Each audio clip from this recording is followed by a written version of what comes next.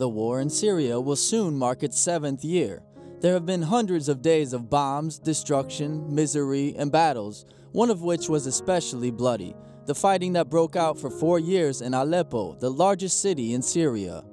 Those who could leave did so.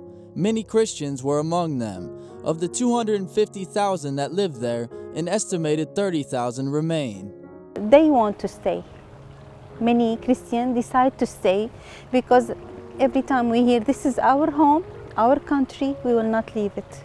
Along with the Christians, sisters like Annie stayed. They help 1,000 families with basic needs, from giving them baskets of food to paying for their electricity.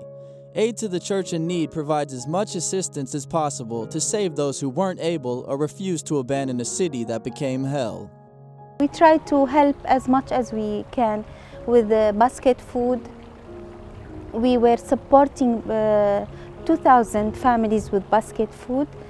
We passed through many difficult times, and especially in the winter. I remember I said many times we used to go to bed shivering, me and my sisters, because we have no electricity, that means no heating. Many families, I remember, they took the wood of their sofa and they put it in the heater to warm themselves. It has been 4 very hard years in a city that is completely divided, where Christians have been the target of attacks by different radical groups on many occasions. Aleppo has seen many of its citizens die, and others who live on the edge of poverty after previously benefiting from economic prosperity. They've been hurt a lot, and to maintain their dignity is the important above everything. To maintain their dignity and also their faith, strengthened and weakened during the conflict. That's why Sister Annie is asking for prayer. First, to change the hearts of those waging the war, and second, so the Syrian Christians don't feel alone. And that's remind us with the message of St. Paul. If one part of the body is suffering, the whole part is suffering.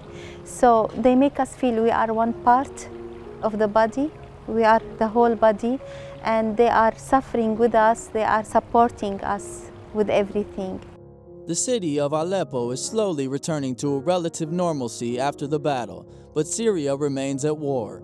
With each bombing, there's an increased possibility of ever fewer Christians in the land where St. Paul converted.